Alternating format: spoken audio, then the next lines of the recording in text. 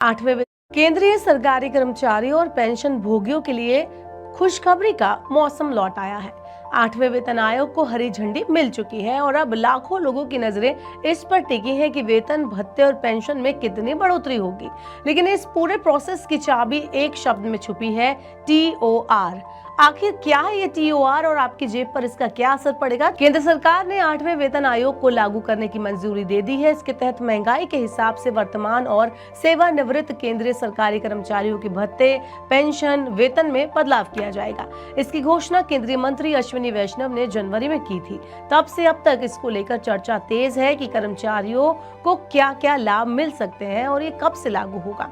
Important बात यह है कि आगे के सभी फैसले टर्म ऑफ रेफरेंस यानी कि TOR पर डिपेंड करेंगे। National council joint consultative machinery यानी कि स्टाफ साइड के सचिव शिव गोपाल मिश्रा बताते हैं कि TOR को जल्द से जल्द मंजूरी मिलने की उम्मीद है। इस वीडियो में मैं आपको बताऊंगी कि एक केंद्रीय कर्मचारियों का जो वेतन ढांचा है वो कैसा होता है और TOR का उस पर क्या असर पड़ता है। तो चलिए बताते हैं कि केंद्रीय सरकारी कर्मचारियों के वेतन ढांचे क्या है और सरकारी कर्मचारियों के वेतन में मुख्य रूप से कितने हिस्से होते हैं।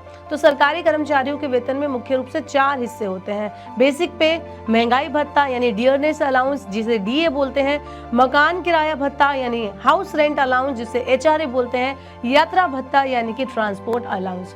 तो ये 4 जो है वो हिस्से होते हैं। इसके अलावा एम्बेट इंस्टीट्यूशनल इक्विटीज की रिपोर्ट के अनुसार परसेंटेज की अगर हम बात करें तो बेसिक पे कुल वेतन का लगभग 51.5% होता है, DA लगभग 30.9% होता है। इसके अलावा HRA लगभग 15.4% होता है और ट्रैवल अलाउंस जो है वो 2.2% के करीब होता है। चलिए अब जानते हैं कि TOR क्या होता है और ये क्यों जरूरी होता है। तो TOR यानी टर्म्स ऑफ रेफरेंस एक फ्रेमवर्क है जो कि वेतन आयोग के कामकाज का दायरा तय करता है। इसमें यह साफ किया जाता है कि आयोग किन किन क्षेत्रों में सिफारिशें देगा। अगर TOR मंजूर ना हो तो आयोग के पास आधिकारिक मान्यता नहीं होती और वो अपना काम शुरू नहीं कर सकते। इसलिए TOR का होना बेहद जरूरी होता है। इसके बिना आयोग द्वारा तय किए गए बदलाव जैसे बेसिक पे, स्ट्रक्चर, भत्ते, पेंशन संशोधन और अन्य सुधार लागू नहीं हो पाएंगे।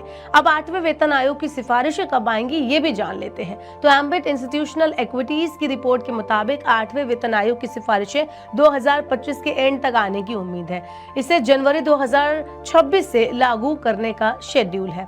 हालांकि इसका वास्तविक क्रियान्वयन रिपोर्ट तैयार होने, सरकार को सौंपने और सिफारिशों को मंजूरी मिलने पर अभी डिपेंड करेगा कि इसकी जो है वो लागू डेट क्या होगी। अब एक और जरूरी सवाल है कि 8th पे कमीशन से किसे फायदा होने वाला है। कमीशन जो है उसकी सिफारिशें वित्त वर्ष 2027 यानी फाइनेंशियल ईयर 2027 में लागू हो सकती हैं। इससे सरकारी कर्मचारियों और पेंशन में 30 से 34% तक बढ़ोतरी होने की संभावना है। इससे 1 करोड़ से ज्यादा केंद्रीय सरकारी कर्मचारी और पेंशन भोगी लाभान्वित होंगे, जिनमें लगभग 50 लाख केंद्रीय कर्मचारी यानी कि रक्षा कर्मी शामिल हैं और 65 लाख पेंशन भोगी जो कि रक्षा सेवानिवृत्त कर्मियां हैं वो भी इसमें शामिल हैं।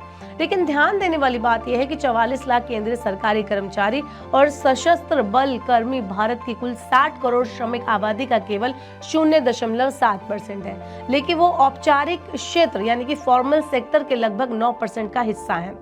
तो अब सारी नजरें सरकार द्वारा TOR को जो मंजूरी देने और जो आयोग की सिफारिशें हैं उन पर टिकी हुई है। अगर सब तय समय पर हुआ तो 2026 की शुरुआत में केंद्रीय कर्मचारियों और पेंशन भोगियों के वेतन में बड़ा उछाल देखने को मिल सकता है। 8वें वेतन आयोग की रिपोर्ट न केवल आपकी जेब भर सकती है बल्कि लाखों परिवारों की आर्थिक तस्वीर भी बदल सकती है।